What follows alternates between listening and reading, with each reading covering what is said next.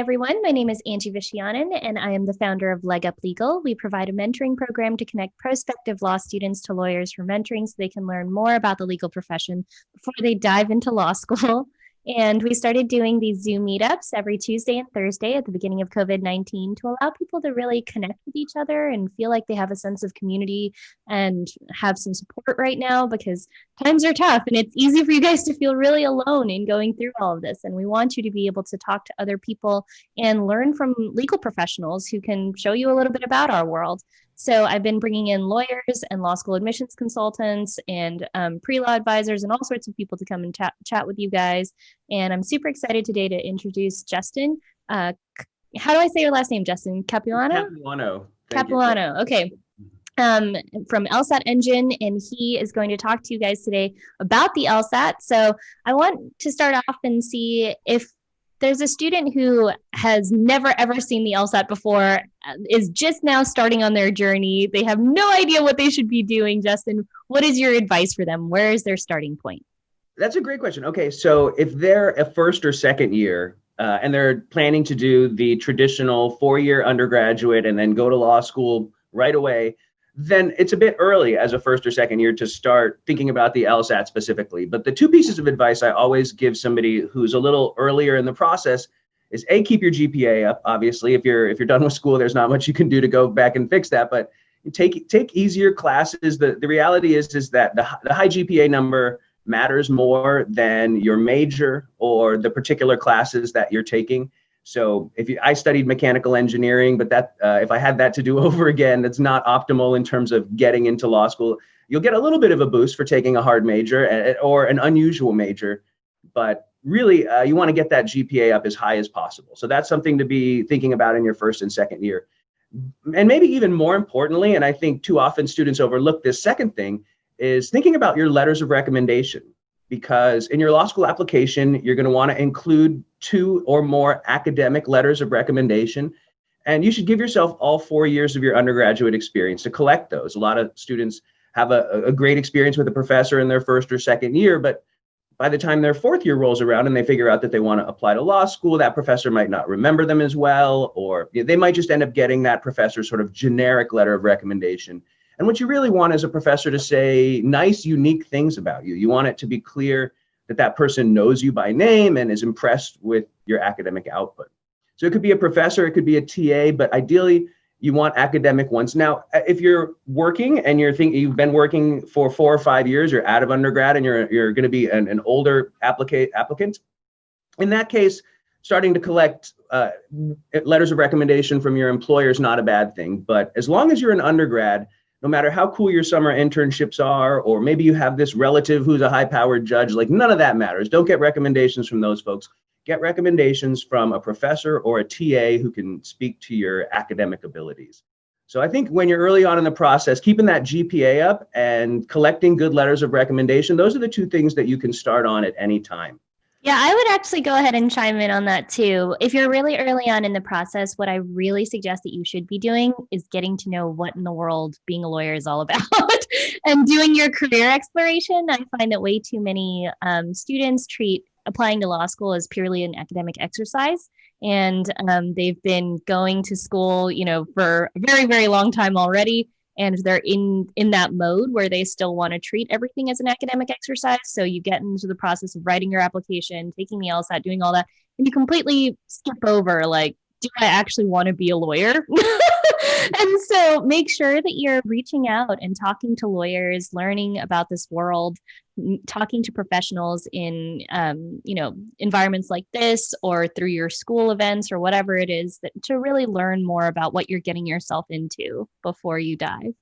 That is great advice. That's absolutely something that shouldn't be overlooked. Make sure that you are going down a path that you want to travel down, because it's a long road and it's a lot of hard work. And so make sure that you're striving for something that you actually want to end up doing. I see somebody who's a college sophomore asking about whether the LSAT Flex is going to be around for until they're ready to take the LSAT, or whether it'll switch back to normal. That's a great question. The LSAT Flex, we're committed to have that format through April of next year. And something to think about is whatever policy LSAC implements next year, it will be nationwide. They're not going to do a patchwork thing where half the country is taking the LSAT Flex and half the country is taking the LSAT in person. So as long as we're unable to meet in large classrooms in order to take an LSAT in person, we're going to have this LSAT Flex format. That said, Patty, as a sophomore, I think you'll take the regular LSAT. By the time it's time for you to take the LSAT, especially if you're planning to take a gap year, that sort of pushes your whole schedule back a year. So the folks at Law School Admissions Council have expressed an interest in going back to in-person digital LSATs, which is where they distribute a tablet and you all take it in the same room on a Microsoft tablet. Their goal is to get back to that as quickly as possible. They like that format. The Flex is working great, or until today. I found out we had a few folks in the room who had some instances. But until that, I've mostly heard good things. And so they're not in any hurry to go back to the regular format. But I think that at most, the Flex will probably run through next year. And then I think in 2022, we will likely be back to in-person LSATs on the tablet. I also want to mention that if you're at home and you're having computer issues, like a couple of the folks here are, you can request a computer from LSAC, and what they will do essentially, tell them that you don't have a computer capable of running their software or up to the task of taking the LSAT at home, and they'll actually send you one of those Microsoft tablets because they have thousands of them. I assume they're just sitting in a warehouse somewhere, and they will set you up with one, and then you'll take the LSAT on it, and then I think they might even give you shipping for free to get it back to them when you're all done with it. So something to think about. Yeah. So can you talk about some differences between the LSAT and the LSAT Flex for people who aren't familiar? Absolutely. So the most important difference is the duration. So the regular LSAT has 5 35-minute sections. You take the first 3 back to back, which ends up being an hour and 45 minutes straight with no break in between sections. Then you'll get a 15-minute break. So that puts you at the 2-hour mark. Then you come back in the room and take 2 more 35-minute sections. And so a regular LSAT ends up being 3 hours and 10 minutes long. And part of the challenge there is stamina. Like section 3, you're going to be tired. And section 5, you're going to be even more tired. And so that's part of the challenge there. Now, I should also say one of those 5 sections doesn't count towards your score. It's an experimental section or an unscored section. What the test writers are doing there is they're testing out material for future LSATs. So every question on your LSAT will have been seen by someone a few years ago on one of these unscored sections. And the test writers are basically collecting data about how hard those questions are and whether the section is working the way it's supposed to work. So you get 5 sections on a regular LSAT. 4 of them determine your LSAT score. They're all multiple choice. Every question's worth a single point. The section that's doubled up, which one is doubled up? Oh, excellent. The logical reasoning section ends up you get 2 of those that count towards your score. Those are 25 individual questions. You have 1 section of logic games, which is 4 games with 5 to 7 questions each. You get 1 section of reading comprehension, 4 reading comprehension passages with 5 to 8 questions attached to them. So those 4 sections that count, 2 of them are the same type. And so that section type, logical reasoning, is effectively half the test. And because it's half the test, it deserves kind of half of your attention. It deserves twice as much attention as those other 2 section types because they're only a quarter of the test under normal circumstances. And your experimental section, your unscored section, can be any one of the 3 section types. And in fact, they're trying out different experimental sections on the day of the test. So you might get an experimental logic game section, and your friend who takes the LSAT on the same day might get an experimental reading comprehension section. So there's no telling what type of section you'll have as your experimental section, but you're going to get 5. You should treat them all as though they count, and it's going to take you 3 hours and 10 minutes to get through that ordeal. In contrast, and how's the Flex different? Yeah, the Flex differs in that it drops the experimental section, no unscored section, and we'll talk about a consequence of that in a second. But the most significant thing is it's just 3 sections. You're in and out. It's an hour and 45 minutes. No break, no taking a break and coming back. You take 3 sections. Crucially, only 1 logical reasoning section. So you get 1 logical reasoning section on the Flex, 1 game section, 1 reading comp. And now logical reasoning is no longer half the test. It's only a third of the test.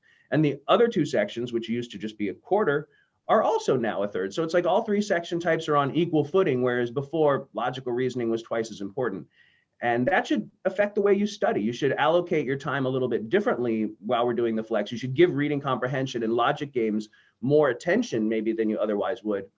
because they're now just as important, whereas under ordinary circumstances, you might give logical reasoning extra attention. So if the student is still kind of early in the process, but let's say they're at the end of their sophomore year and they're thinking about taking the LSAT Flex because maybe they're not so good at logical reasoning, and they want to take the shorter version and stamina is a problem for them, would you advise that they take the Flex now and then maybe later on when they're actually applying, take the regular LSAT if they feel like they want to? I think that's not a bad idea. Yeah, I think that a sophomore or even a junior right now, because juniors might be thinking about, well, if you're heading in, if you're just beginning your junior year, you typically think about maybe targeting the June LSAT towards the end of your junior year, or one of those LSATs in the summer between your junior and senior year. But knowing that we're only guaranteed to have the Flex through April might, if I were a junior right now, I might want to get started a little bit early so that I could target that April test, knowing for sure that I'm going to get a Flex, just because I think it's easier. And it's nice. The convenience of taking it home shouldn't be overstated. There's something like driving to a test center that's unfamiliar, and just going through the rigmarole of having people around you. Maybe they're sniffling, maybe they're noisy. Like there's something nice about taking it in your own environment and taking a much shorter exam. One thing to consider, though, if you're a sophomore and you're also planning to take one or more gap years, is that your LSAT scores only count for 5 years. And so if you're going to be applying for law school more than 5 years from now, then it doesn't make too much sense to do a Flex because it's going to expire by the time you're ready to apply. Okay. I see a question in the chat box. Emily says she's a 165 scorer using LSAT Demon. She typically gets a perfect or -1 on logic games and at most -2 on logical reasoning, but then she bombs the reading comprehension. So, what advice do you have for her about trying to break her 170 score? Yeah, that's, I can empathize with Emily because as an engineer, reading comprehension was the hardest section for me to improve on. The logic games came to me fairly quickly, and logical reasoning was a battle, but I got better over time. Reading comprehension was a real challenge, just because in college I wasn't writing or reading a lot of papers. I was doing a lot of equations instead. And so I found a couple of things really helpful. First, you should make sure that you're sort of putting it in your own words as you're reading the passage. You should be constantly simplifying it to yourself without changing the meaning. And that's actually a skill that you'll benefit from across the LSAT, because your working memory is so much smaller than your regular memory. Like if I give you 7 3-digit numbers, you can kind of hold on to those. Maybe they do this in experiments all the time. But then if I give you like an 8th one, one of them is going to pop out of your head. It's very hard to hold more than a few pieces of information in your head at the same time. And that's kind of precisely what you need to do while you're doing reading comprehension. So if you can take the topic sentence of each paragraph and simplify it, say it to yourself, but in as few words as possible, you're doing two things. First, you're forcing yourself to understand it because you can't paraphrase something unless you understand it. And second, you're making it easier to hold in your short-term memory so that you can remember what the first paragraph's about and still remember what the second paragraph. It just makes it easier to remember more of the passage if you're constantly simplifying it and putting it in your own words. I would also encourage Emily to take a little lesson away from each answer that she misses. So when I was trying to improve at reading comprehension, I would miss, 8 questions across the section, let's say. And with each one, I would say to myself, if I had this to do over again, is there something I could have done differently to give myself a better chance of picking up this point? And I'll tell you, one of the things that reading comprehension burns everybody on is the tail end of the answer choice. So they'll write these answer choices where the beginning of a couple of answer choices sounds good, but if you read it carefully all the way through, it's the end of the answer choice that says something inaccurate or disqualifying. And what they're doing there is they're punishing students who bail early. They're punishing students who don't read carefully, because you can't have a lawyer who stops reading the contract 2/3 of the way through, right? They're rewarding people who read the answer choices thoroughly, even though they're under time pressure. So Emily, you might find that helpful. Like if you're ever down to 2 answer choices on reading comprehension, read the ends of those answer choices very, very carefully, because often that's where the difference is. That's where one of them goes wrong and the other one remains right. Great But the advice. broader point is, I learned that by looking at mistakes that I made. So the key is to look at all the mistakes that you make and try and take little actionable lessons away from them, right? Like reading the end of the answer choice carefully is something you can do better next time. paying more attention to the topic sentence of each paragraph is something you can do better next time. That was also something that I kept getting burned by. And that's how I learned the importance of that. So try to take a little lesson away from each mistake. There's no silver bullet. There's no like flip you're going to switch that's going to fix all 8 of the questions you're missing, but it's going to be incremental improvement that gets you where you want to be on reading comprehension. Do you think the first time that somebody takes an LSAT completely cold, like when they take the diagnostic test, that has really any bearing on what their scores are going to be after they've actually practiced it? Because I know a lot of students who they take their very first LSAT diagnostic and they completely bomb it. And they're like, oh my gosh, I'm never going to be able to improve my score to anything remotely close to what I need to get accepted. So what advice do you have for somebody who takes a diagnostic and really doesn't perform well? That is such a good question. Yeah, people often look at their diagnostic. I'll tell you what happens all the time is they'll ask us what our average score increase is. And it really depends on how long you study. So we'll get to that point in a second. But for most like in-person prep programs, I think a lot of them advertise a 10 or 11 point score increase on average. And so students will take their starting cold score and they'll add 11 points and they'll say, okay, well, I guess this is my ceiling. This is the best I can hope for. And that's not true at all. You should not put a lot of stock in your starting score. But the one valuable piece of information that I think you can get from a cold starting score is just how long you want to spend preparing. Because we see people put 15, 20, we've seen students put more than 30 points on their score. You got to be starting at like a 140 and end up at a 170 in order to make that kind of journey. But we've seen it happen like more than once. It's not uncommon. But what typically happens in order to make a 30-point score increase is you're studying for like 6 months and you probably take 2 shots at the test. Just because if you're scoring up in the 170s, you can have a bad day and have that not pan out for you. But the starting score is a helpful indicator of how high of a hill you have to climb, right? And if you want to put 20 points on that thing, then don't just spend 2 or 3 months studying, spend 5 or 6 months studying, but you can do it.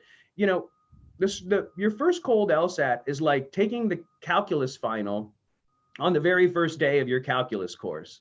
Like, of course, it's not going to go well. You haven't learned a lick of calculus yet, right? Like, and in the math context, that makes perfect sense. You're going to see all these weird symbols. You're going to be like, I don't know what's going on here. The deceptive thing about the LSAT is that when you sit down for your first one, it feels like you should already know what you're doing.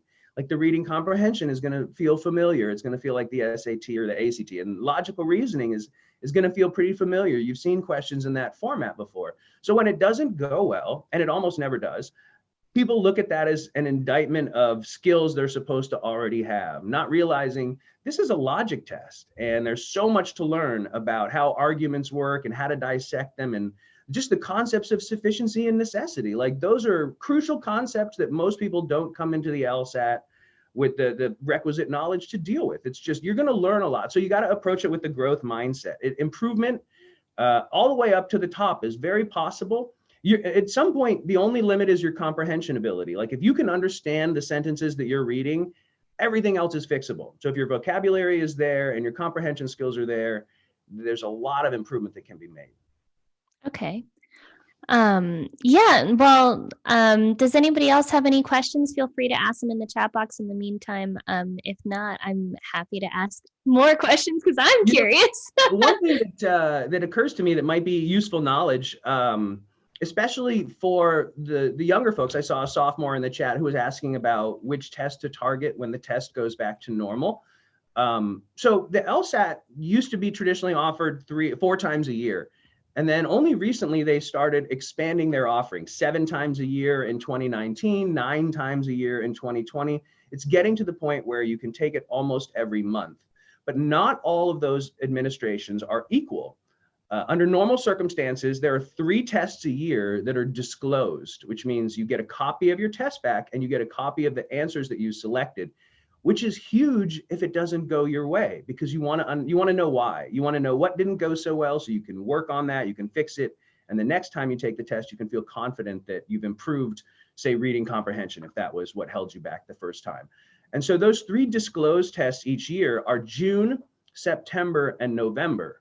And so given the option of planning ahead, you should target one of those tests. And again, I'll have to qualify this with under normal circumstances, because with the LSAT Flex, they're not disclosing any tests, which is a bit of a bummer. That's one of the downsides of the LSAT Flex, is that they're giving it out 9 times a year, but on none of those dates will you get your actual answers back. And so if you'll just get a score. If it doesn't go They are well, doing score preview now, which is a little bit different. So can you talk a little bit about score preview? Yeah, so score preview is basically you get your score at the same time as everybody else. And you should know that on the LSAT, you have this option to cancel your score. Normally, you have to cancel within 6 days of taking the test, and a cancel just shows up on your record as a cancel. So that law schools will know that you canceled, but they won't, it's like they didn't score your test, they just threw it away. So normally it takes 3 weeks to get your score back. So when you're canceling under regular conditions, you're kind of canceling blind. If you have a strong feeling that it didn't go well, you can cancel, but otherwise you typically want to keep it. Now with score preview, you get your score. Actually, you can only do this on your first LSAT. You can't do it on your second or third or fourth, but on your first LSAT, you can pay an additional $45. And when your score comes out, you can choose to cancel it then. You have a 6-day window, not starting the day you took the test, but starting the day you get your score back, which is 3 weeks later. And then if you decide that you don't like that score, you can make it go away and it'll be a canceled score. Which is cool, I guess, if you want to know your score ahead of time. But just to be clear, canceling is a vestige of when LSAT scores used to be averaged together.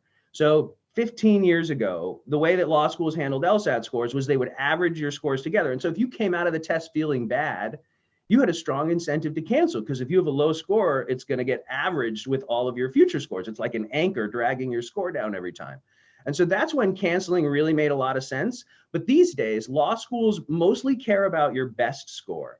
And while they say that they look at all of your scores, the change is because US News and World Report changed the way that they evaluated law schools. They used to look at law school student scores, and the US News and World Report used to use the students' average when they were calculating the law school's average. And so it would affect their rankings.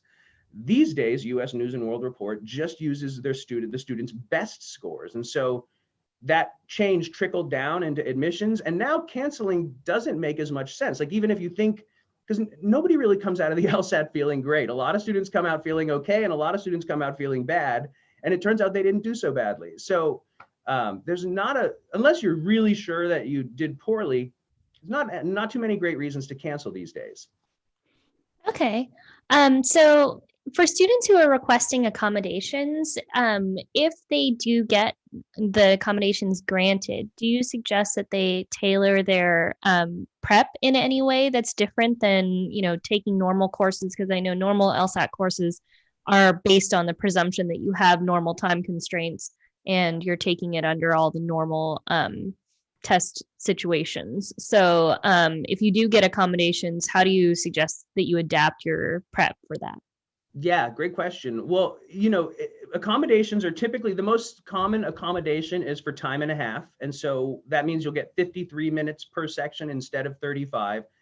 And so first and foremost, that just should be how you're practicing. When you're practicing in full sections, you want to shoot for 53 minutes instead of 35. So any good prep company is going to allow you to change the time limit on your sections when you're practicing. And as an aside, they should also keep track of how much time you're spending on everything. Like, we at LSAT Engine time every single question that you do, so that when you're going back and reviewing your sections, you can look at the questions that took you 4 or 5 or 6 minutes and get to the bottom of why they took so long.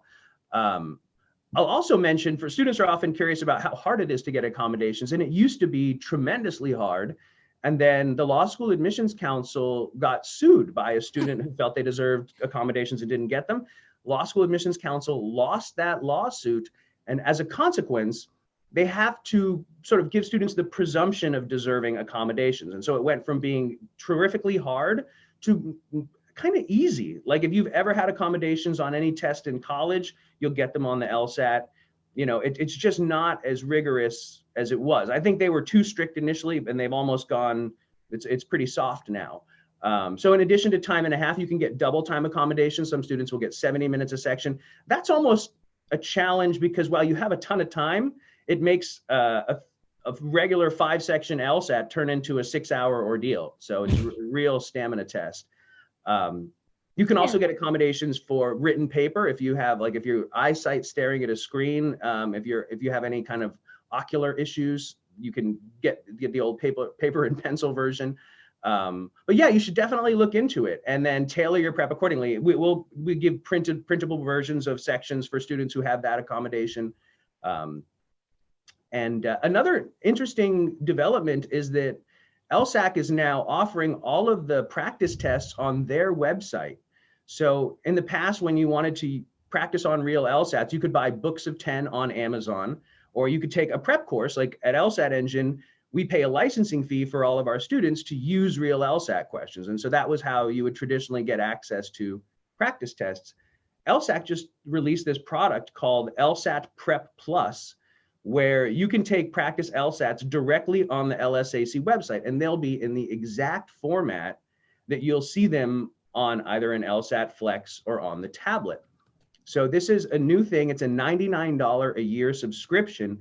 And going forward, all test preparation companies actually have to have their students purchase this product. So at LSAT Engine, we made this transition in August, where now if you want to sign up for our course, in order to show you all of the real LSAT questions that exist, you have to buy this $99 subscription product.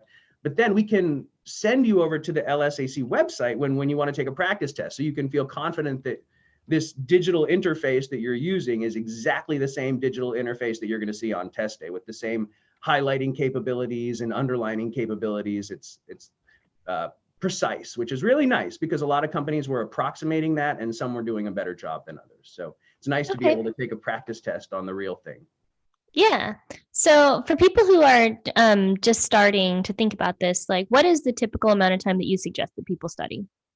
So I think what you should do is you should take, if you're a student and you are thinking about going to law school straight after undergraduate, I think you should take a practice test over winter break of your junior year. So December or January of your junior year, take a practice test and let that guide you in terms of how long you should plan to prepare. So my standard advice is, if your goal score is 10 or 11 points away from your starting score, you could probably get there in 3 months. And we're talking like 8 hours a week. I think that's a very reasonable goal. If you can put 8 hours a week into this, you can put 11 points on your score in 3 months. If you're shooting for more like a 15-point increase, you might want to give yourself another month or two, like 4 or 5 months is typically what I would advise there. And if you feel like you really need to add 20 or more points to your score, then I think you should give yourself 6 months. I think that, in other words, if you're trying to go to law school straight out of undergraduate, I think you should get started in January of your junior year. And you can, especially for students on the semester system, the June test is great because they'll be done with their finals at the beginning of May, and they'll have the whole month of May and the beginning of June to get ready for that June test. It's the first disclosed test of the year, and that's what you want. And then if that doesn't go your way, you can fall back to July or September and still get your application in at the beginning of the application cycle, which is pretty significant because it's easier to get in if you apply early than if you apply late. That's a product of law schools using a process called rolling admissions, where they're always accepting students. And so by the time the end of the application window comes around, they might have already given away 90% of their seats and everybody's battling for the last 10%. It gets a little tougher towards the end of the application cycle. So go ahead, I'm sorry. Now, if you're not in any hurry to go to law school just yet, and you're like, I really just want to get my LSAT score as high as it can possibly go, and you take the first 2 exams, you basically get the same score. You take another exam, you're improving just a little bit. Do you suggest going even past that and taking the rest of the allotted ones that you have? Like, I know that there's a limit on how many that you can take in a lifetime. So would you suggest taking multiple LSATs in multiple cycles? Yeah, I mean, you don't want to have a sort of stagnant score record that doesn't reflect where you think your potential is. And so you shouldn't take an official LSAT until you're ready. I still think that you don't want to take any of them casually. You can take the LSAT, the real LSAT, up to 3 times in a given year. So that's something to keep in mind. Even though there's 9 administrations a year, you're maxed out at 3 of them. And there's also a limit of 5 LSATs in 5 years, in any 5-year period, which I think is kind of the true limit because you don't want this process to take more than 6 years. If it does, there's a limit of 7 LSATs in your lifetime. So 3 in a year, 5 in 5 years, and 7 overall are the limits for real LSATs that you are allowed to take. That said, you want to have hit your goal score at least a couple of times before you go in and sit for an LSAT. So if you're shooting for a 168 or a 170, that's your goal. you want to have practice tests where you achieve that at least once or twice before your official LSAT administration. And something else to consider, since you mentioned if you have all the time in the world, then the biggest constraint is the amount of material that's out there. There are 89 prep tests. Those are old LSATs, that's what they're called. And once you've exhausted those, you don't have any unseen material, essentially. You can take them again, but you'll be burdened by the fact that you've already seen that reading comprehension. You'll remember a little bit. You might be thinking, what did I choose last time? It gets in your head.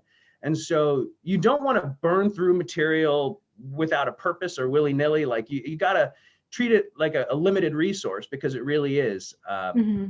Particularly the most recent LSATs. The most recent ones are going to give you the best indication of what you're likely to score. I would say prep test 70 through 89 will give you a good, accurate indication of what you're likely to get on test day. But if you go back any further, the reading comprehension is a little bit easier. There are subtle differences that make them less reliable in terms of predicting what you're likely to achieve on your actual test. Yeah. Oh, we've got some good stuff in the chat box here. So apparently, if you want access to the practice tests on LSAC's website, if you get the fee waiver, you can get access to that for free, I guess. Oh, that's a great point. Yeah. So a fee waiver. So everything related to the LSAT is not inexpensive. It's all laws. The Law School Admissions Council has a bunch of products that they're going to sell you. The LSAT itself is $195.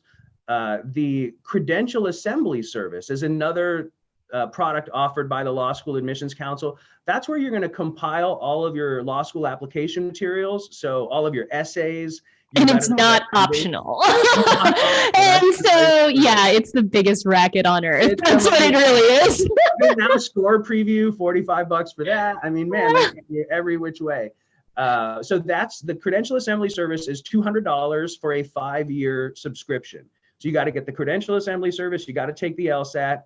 You probably got to get this Prep Plus. If you get a fee waiver, that gives you 3 free shots at the LSAT, a free subscription to the Credential Assembly Service, and a free subscription to the LSAT Prep Plus, which we— Sorry, Justin, to interrupt you, but it's actually 2 free LSATs. I got my fee waiver in March. It's only 2. Oh, okay. Thank you for correcting me. I must have misremembered that. Thanks for the clarification. 2 free shots at the LSAT, a free subscription to the Credential Assembly Service, and a free subscription to LSAT Prep Plus. Thanks, Emily. And also 6 free CAS. Send outs. So yes, for each school that you want to send your Credential Assembly Service report to, that's another 30. Is $35, Emily? 40. I thought, yeah, 45, right? And you only get 6 of them. So perfect. And then lastly, if you qualify for it, you get the free score preview your first go around, assuming your fee waiver corresponds with your first test. No, very nice.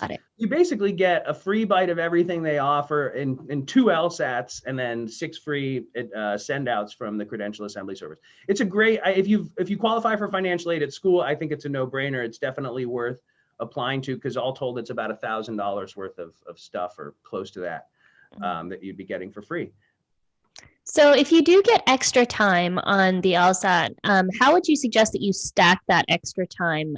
Should you spend an equal amount of time that you would spend on a normal situation, and then just only focus on your longer time on the harder questions? Or should you give every single question kind of the same time? I think you would kind of stretch it out. I think that you would, on the LSAT in general, you're going to spend a little bit more time. There's a rough increase in difficulty through every section. So let's talk about logical reasoning. Questions 20 through 25 are definitely going to be more difficult than questions 1 through 5. That said, question 7 might be a monster. It might be a really difficult question lurking early, and then question 8 might be really easy, and then maybe question 14 is really so. The idea is that it's not a perfect increase in difficulty, but it is a rough increase in difficulty. So you should have an amount of time that you're trying to get the first 10 done in. And for a lot of students, they want to get almost a minute. You have a minute and 24 seconds under normal circumstances on average. So just a shade under a minute and a half. But you don't want to go so quickly through the easy stuff that you blow it. I think that's a common mistake, is students are in such a hurry to get to the harder questions because they know they need more time there, that they force careless errors on 1 through 10, which should be your bread and butter. Like, that's where all the points are worth the same. You should not give those up. Like, you can't afford to give those up. And so, as important as it is to allocate a little more time to the harder stuff, It should not be at the expense of making careless mistakes on the easy stuff, because that's the stuff that you have the greatest chance of getting right. So you should kind of expand your, like, instead of an average of 1.5 minutes, you've got an average of 2 minutes per question now. Or instead of shooting for 9 minutes for each logic game, or 8 minutes and 45 seconds, you can now spend 13 minutes on average. It should get roughly allocated across the section, not just towards the end of the section. Do you think it's beneficial to study all the different types of sections at the same time, or should you kind of like master one, move on to another one, master the second one? How do you think you should go about it? I think that you should interleave them. And that's actually a term that I read. So I was very curious about this. I did a little research, and there has been some research done when you're learning related but different subjects. It's better to study a little bit of each one, as opposed to having one day where you just do logic games and one day where you just do reading comprehension. Instead, you might want to do like an 1.5 hour session of logic games, take a little break, and then go do an 1.5 hour session of reading comprehension. I think studying in chunks of 1 to 2 hours is a great idea. And taking a break after the 2 hour mark is a great idea. And then shifting the subject on the same day is the way that you should do it, as opposed to just hammering 6 hours of reading comprehension. And the concept there, if you want to look it up on your own, they call it interleaving with an L, and it's supposed to give you better retention. Yeah. Can you explain what some of LSAT Engine services are for LSAT prep, and what people should be looking for when they're evaluating their LSAT prep companies? Absolutely. So LSAT Engine, our goal with it was to sort of simulate a private tutoring experience as much as possible. Like, I've been teaching the LSAT for 20 years, both large classrooms and students one-on-one. And private tutoring for the LSAT is incredibly expensive. And the challenge is anybody who gets really good at this test goes off to become a really great lawyer and doesn't stick around to teach what they've learned to the next generation. So there's a shortage of really great LSAT tutors, and the cost is prohibitive for many students. And so our goal was to automate the aspects of private tutoring that can be automated. So I teach the same lesson the same way every time. I explain those concepts the same way every time. So we capture that on video, and you can watch that video whenever you want. If you watch it when you're tired, you can watch it again. You can watch it at 1.5 speed if you want to hear me talk like Minnie Mouse. But you can watch those at your convenience. And then the aspects of private tutoring that can't be automated, the questions that you have, the interaction that you have with the tutor, we achieve that with office hours. Every one of our students has a performance counselor who's monitoring their online progress. So it's like an online program to keep everything inexpensive for the student, but then elements of private tutoring where we'll customize your schedule for you. We'll talk about whether it makes sense for you to do 20 more logic game sections, or perhaps you should just do 10 full practice tests. We'll load up your course with whatever we think makes the most sense, but we'll have like a good conversation with you after looking at all of your progress so far. So the other thing that we do at LSAT Engine that I'm not sure is as widely done elsewhere is we track everything that you do. All the time you spend in our program, we have like a very granular history, so that I can jump into your course and immediately know how you've spent the last week. I'll know what your strengths and weaknesses are because we're tracking all your data. I'll know the average time you spend on every single question type. And so we have a lot of useful data that helps us give you good advice. And then that's a big aspect. So it's like an online program plus some human guidance, and that human guidance is backed up by a lot of experience.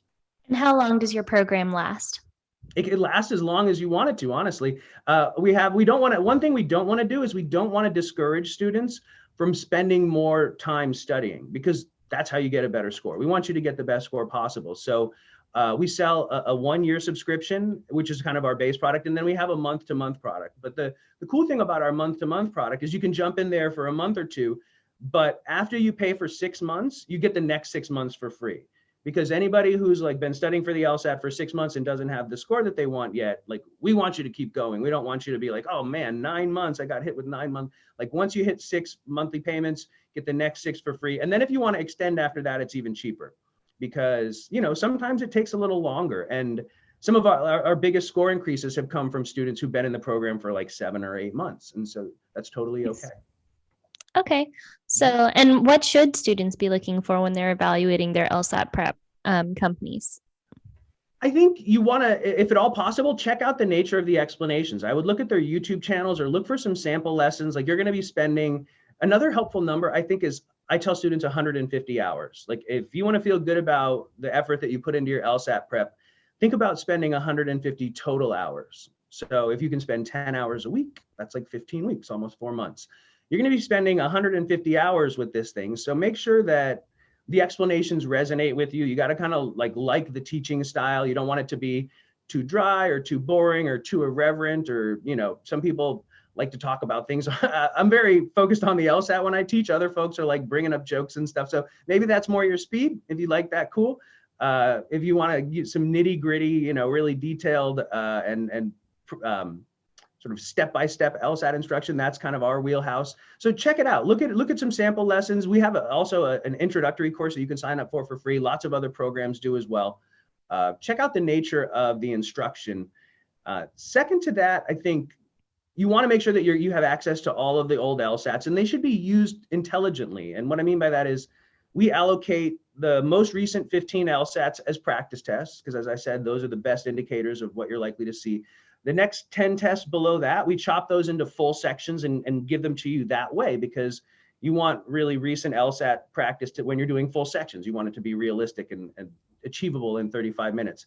Then the other tests below that, say 45 or 50 extra tests, we put those into an adaptive quiz bank where you can choose individual question types. So those questions are a little bit older. Those sections are maybe not as accurate as an indication of the modern LSAT, but they're still super valuable. And that's where you train yourself up on how to do a strengthen question, how to do a weaken question, how to do you know, an in and out grouping game versus in a flexible items ordering game. You learn individual concepts with those older tests. And so that's, I think, the best way to use the old material. And as I said, we also have a lot of flexibility in the way that we can deliver that to you. So if you want to take one of our students down at UC San Diego, started at a 140 and he ended up at a 172, it might even be higher than that. It was a 32-point increase. He worked his butt off, and he also, for whatever reason, we usually don't give people 30 or 40 practice tests, but that was what he really wanted to do, and it was working for him. And so we changed his program. We reconfigured it so that we loaded him up with the 40 most recent tests as practice tests, and he cranked it out and got a great score. So that kind of flexibility. How do you know if you need more one-on-one tutoring or if you could learn fine in a group setting? I think it's the ability to self-correct. So if you can look at a question that you missed and look at the right answer and understand after the fact why it's right, and look at your own answer choice and be able to say, oh, you know what, I was thinking that this was not as strong as it actually is, or oh, I didn't see that it said unless at the tail end. I didn't read that end carefully. If you can get to the bottom of your own mistakes, then you're less likely to need a lot of one-on-one tutoring. It's really the ability to fix yourself. Or if you have access to great explanations, like with LSAT Engine, we have a video explanation for every question. So if that is enough to get you where you need to go, then you don't need a tutor to explain it to you. The tutor is really a last resort where you don't have a written or video explanation to understand what's going on. Or maybe you want somebody to monitor or just watch your process and maybe give you some tips, like do some questions together in real time. That's a common thing for a tutor to do, and kind of give you tune-ups in the moment, like, oh, you're doing this, but you should be doing that instead. But yeah, it's a last resort because it's so expensive and it's so hard to find a good one. And you know, then you're wondering, is my tutor even qualified to do it to tell me this the right way? So yeah, I would try to get instruction from books or courses first, and then if all else fails, then I think tutoring is the way to go. Okay. Do you have any final tips or advice for these students who are, you know, maybe in the process of studying or going to take the LSAT imminently in the next couple months? Yeah, I do. I think that, you know, one thing to keep in mind, like the week before the LSAT, is that it's nice to go into the test feeling confident. So I always encourage students to kind of end on a high note. When you're thinking about your last few practice exams before the LSAT, you might have a schedule where you're planning to take one 10 days out from the LSAT, and then you're going to take another practice test maybe 7 days out, and then maybe another one 4 days out. Well, if the one 7 days out goes really well, like the best score you've ever had, maybe let that be it. Like, don't take the one 4 days out. You can still keep practicing. You can chop that one up into individual sections and consume it that way, but end on a high note so that you can go into the test feeling like you're going to hit that high score that you got recently. You You should also kind of standardize that last week, like get up at the same time, kind of have the same breakfast. And oh, another thing, when you're practicing, the more seriously you can take the practice, then the more you can pretend you're just practicing on test day. It's like a dress rehearsal, in other words. So when you're when you're doing practice LSATs, not only do you want to be in an environment that's close to the real environment, you want to, if you could go to a library and take it on a tablet, that's probably a good approximation of what it's like to take it in person. If you're doing the flex at home, do it on your home computer, but shut everything else down. Turn off all your notifications. Don't allow yourself to be interrupted, and almost pretend that this is the real thing. Like, try to get yourself a little bit anxious, because you will feel nerves on test day. And so you want to have felt them before. You want to, if you make yourself anxious, if you really treat it seriously when you're practicing, then on test day, you can say to yourself, this is just another round of practice. There's no difference. So the closer you can make those two experiences, the better. Awesome.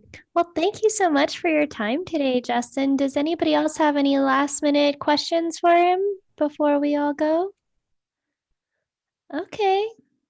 All right. Well, thank you so much for joining us, everybody. We've got another meetup on Thursday. We've got the in-house counsel from the Clorox company is actually coming to talk to us about some really serious topics, like dealing with grief and, really serious issues when you're in law school, because I think we all are going through a really tough time right now, and some of us may be having some difficulty kind of holding it all together.